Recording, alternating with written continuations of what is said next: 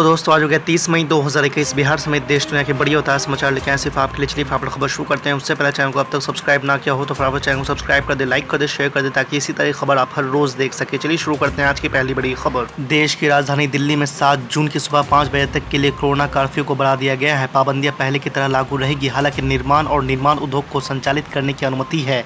इसकी जानकारी दिल्ली आपदा प्रबंधन प्राधिकार ने दी। आपको बता दें कि दिल्ली सरकार ने कहा है कि पॉजिटिविटी रेट को कम करने और कोरोना संक्रमण की चेन को तोड़ने के लिए पाबंदियों को बढ़ाने का निर्णय लिया गया है। दिल्ली सरकार ने इस बार 2 उद्योग मैन्युफैक्चरिंग और कंस्ट्रक्शन को छूट दी है। सरकार ने अपने आदेश में कहा है कि इन दोनों उद्योग के कर्मचारियों को कोविड-19 के उपायों का सख्ती से पालन करते हुए काम करने की अनुमति दी गई है। आपको बता दें कि दिल्ली सरकार ने कहा है कि वो एक वायरस के अचानक प्रसार से बचने के लिए धीरे धीरे चरणबद्ध तरीके से राजधानी को फिर से अनलॉक करेगी। आपको बता दें कर्फ्यू 7 जून की सुबह 5 बजे तक जारी रहेगी।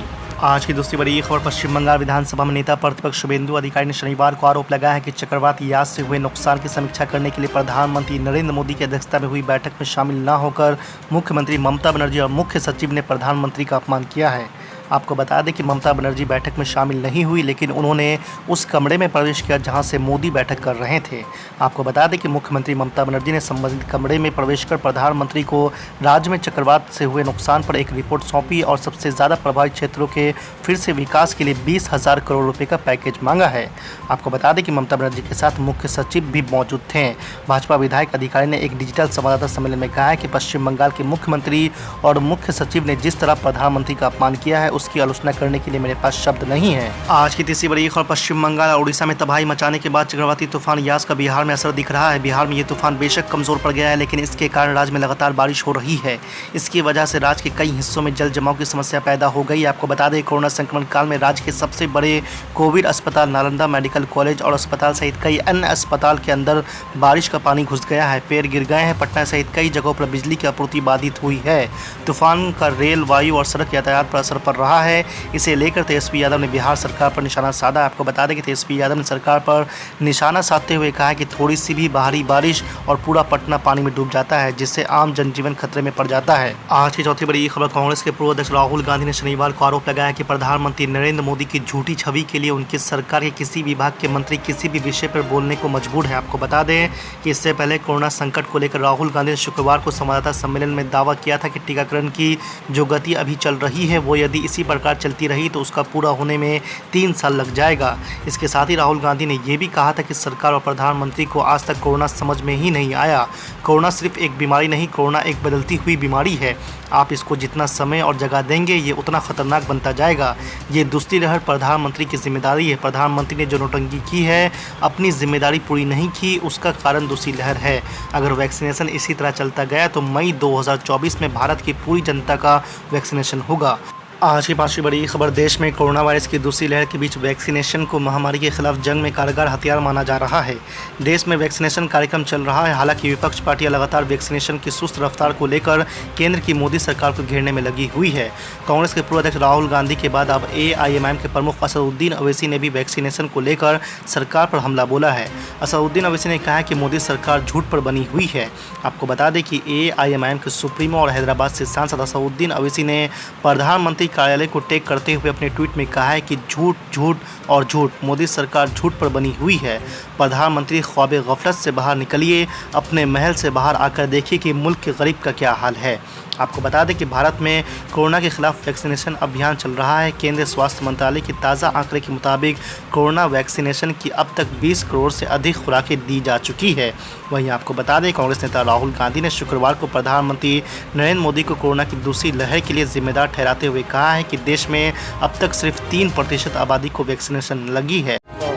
ऑल इंडिया मजलिस इत्तेहादुल मुस्लिमीन के प्रमुख बैरिस्टर असदुद्दीन ओवैसी द्वारा कोरोना काल में भेजे गए medical kit, ventilator, oxygen concentrator, oximeter, thermometer, medicine को शनिवार को सिविल सर्जन के सुपुर्द किया गया। आपको बता दें कि AIMIM के प्रदेश अध्यक्ष शाहमूर विधायक अख्तरुल ईमान ने पार्टी के सभी 5 विधायकों के साथ किशनगंज के सिविल सर्जन को कोरोना मरीज के इलाज के लिए सामान दिया। इसके साथ ही आपको बता दें कि 3 एम्बुलेंस भी दिया गया है पार्टी की ओर से। आपको बता दें कि इस मौके पर अख्तरुल ईमान के अलावा कोचाधामन विधायक इजहार अस्फी शामिल पूर्व मेयर हैदराबाद और मेहदीपट्टनम से कॉर्पोरेटर माजिद हुसैन, बायसी विधायक सैयद रुकनुद्दीन, बहादुरगंज विधायक अंसार नईमी और अररिया के जोकीहाट विधायक शहनवाज आलम भी मौजूद रहे। अख्तरुल ईमान ने कहा कि कोरोना काल में मरीजों को इलाज की परेशानी न हो, इसके लिए ये सामान दिया जा रहा है। शुक्रगुजार हैं पार्टी के कौमी सदर जनाब बैरिस्टर असदुद्दीन ओवैसी साहब का और पार्टी के हमारे बेबाक लीडर और बेखौफ लीडर जनाब अकबरुद्दीन ओवैसी साहब का कि सीमांचल से अपनी मोहब्बत और शफकत का जो रिश्ता उन्होंने कायम किया है और उसको बरकरार और उसको तवाना करने के ताल्लुक से उन्होंने कोशिश की है। हम अल्लाह रब्बुल इज़्ज़त दुआ करते हैं कि अल्लाह तबारक तआला उनका इन खिदमात का बेहतरीन जज़ा अता फरमाए। अभी उन्होंने करोड़ों रुपए के सामान से जहां तीनों अजला के लिए वेंटिलेटर, ऑक्सीजन कॉन्सेंट्रेटर, जिसके लिए हम सारे विधायक जोकी से हमारे भाई शहनवाज साहब, बायसी से भाई जनाब रुकनुद्दीन साहब, कोचाधामन से जनाब हाजी इजहार अस्फी साहब और जनाब भाई अंसार नईमी साहब बहादुरगंज, हम उनके ममनून व मशकूर हैं। और बिलखुसूस भाई जनाब माजिद हुसैन साहब, उसकी पूरी टीम, भाई मूसा साहब और डॉक्टर कासिम साहब के शुक्रगुजार हैं कि उन लोगों ने कोविड के इस पुरखतर दौर में हैदराबाद से चलकर यहाँ खिदमत खल्क के लिए आए हैं। हम उनका शुक्रिया अदा करते हैं और ये मौका है हमारे लिए कि हम मोहताज और परेशान हाल लोगों को, बीमार लोगों की मदद के लिए कदम और आगे बढ़ाएं। जहाँ वेंटिलेटर, कॉन्सेंट्रेटर्स और मेडिसिन किट फराहम किए गए हैं, वहीं पर किशनगंज के लिए और पूर्णिया के लिए फिलवा दो एक यहाँ के लिए, एक वहाँ के लिए, जो अभी एम्बुलेंस भी कोविड पीरियड तक के लिए पार्टी की जानिब से यहाँ पर देने का ऐलान ही नहीं किया गया है, बल्कि अभी उसे झंडी दिखाई जा रही है। हम भाई जनाब इजहार अस्फी साहब के बड़े ममनून व मशकूर हैं कि गुज़िश्ता लगभग 2 सालों से अपने निजी जो उनका एम्बुलेंस है उसके ज़रिए से भी पार्टी के नाम पर खिदमत कर रहे हैं। लेकिन कोविड के इस वक्त में ये खिदमत हमारे लिए फ़र्ज़ है जिसकी तरफ पार्टी कदम बढ़ा रही है। हम इसके लिए पार्टी के तमाम तर आला ओहदेदारान का शुक्रिया अदा करते हैं और पार्टी के जितने मुकामी जिम्मेदारान हैं उनसे ये गुजारिश करते हैं कि आपके गांव मोहल्ले में जो बीमार हो उसकी खबरगिरी कीजिए। एम्बुलेंस फराहम करने के लिए, ऑक्सीजन फराहम करने के लिए ये वक्त खिदमत का है।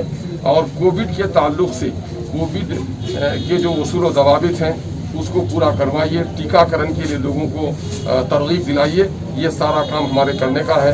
ये एमआईएम इसीलिए है, एमआईएम कभी इक़्तिदार के लिए नहीं लड़ती। एमआईएम इंसाफ के लिए, हक की पामाली के खिलाफ हक दिलवाने के लिए और ये पूरा मन समाज की लड़ाई लड़ रही है एमआईएम। और इस तरफ खिदमत खल्क का एक बड़ा काम है। हम समझते हैं कि आइए हम सब मिलकर इस वक्त कोरोना की इस वबाई मर्ज़ के खिलाफ एक जंग लड़ें। ये जंग किसी सूबे और मुल्क का नहीं बल्कि पूरी आलम इंसानियत के लिए इस जंग को लड़ना ज़रूरी है। इस तरफ हमारे सदर ने जो पेशरफ की है, हम उनके बड़े ममनून व मशकूर हैं।